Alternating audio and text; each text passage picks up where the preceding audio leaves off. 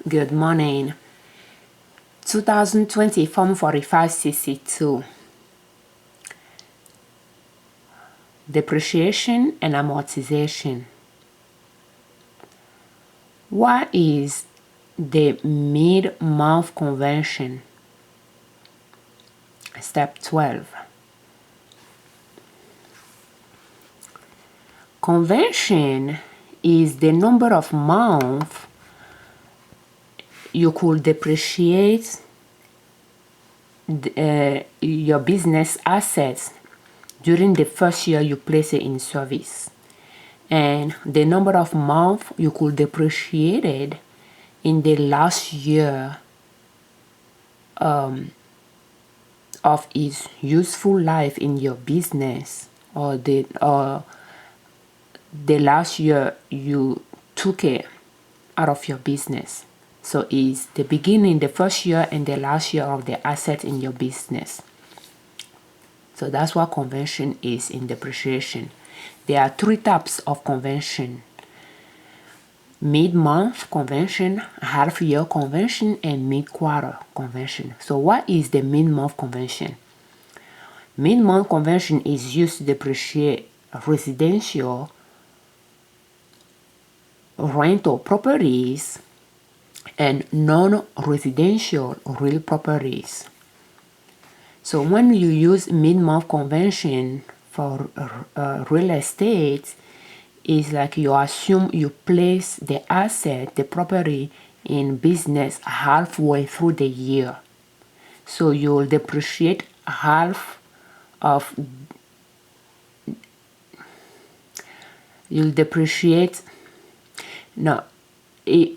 you use mid-month conversion for real estate, you assume you place the assets halfway through the month in that year that you place in service. So you depreciate a half month the first year and half month the last year the asset was in your business.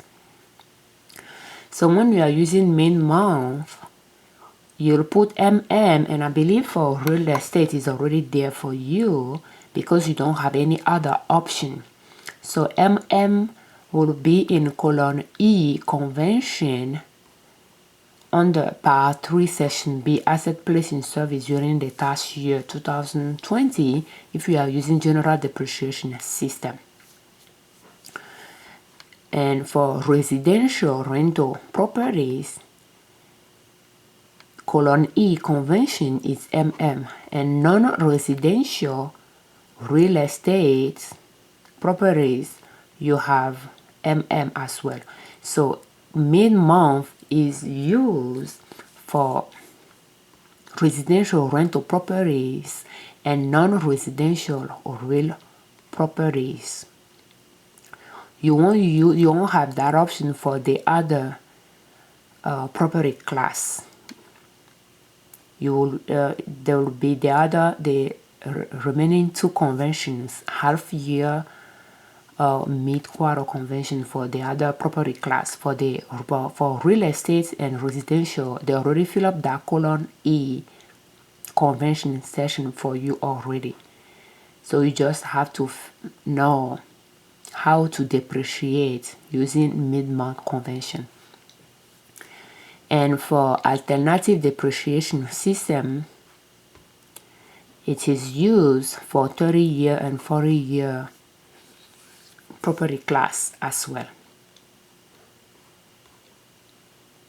And there will be a real estate also. So I assume, but yes, if you wanted to see what is considered, I think we might have a video that address residential and non-residential. But if you are wondering what is a residential rental property, yeah, well, apartments is included and single family homes are included. So pretty much those units you rent out for a longer period of time, not to transients hotel is not a residential rental property, and motel is not either. So there is a description of what classifies as residential rental property and what classifies for non-residential rental property. An example of non-residential property is like stores, office building. So those are non-residential real properties. Thank you so much for your time. Thank you all that watch our videos. Thank you all that subscribe to our channel, and thank you for all your comments. We thank you very much for listening to our podcast, and we thank you for reading our blog articles. We have a category page for how to depreciate a business asset on ninasoup.com, our blog, where we'll have all the articles related to Form 45CC2. We also have a video playlist 2020 Form 45CC2 Depreciation and Amortization, where we have all the videos related to how to complete Form 45CC2 and how to depreciate an asset. By the time you watch all those videos, you'll be certain that you'll be able to depreciate the business asset that you place in service in your business, and you'll know the right depreciation deduction to claim on your business tax return. Thank you for your time.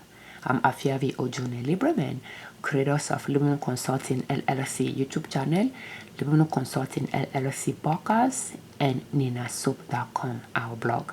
We do have online stores, including liberdownload.com for digital products, liberoutlets.com for resale products, liberlabel.com for custom apparels, and ninasoup.com for natural products. Thank you.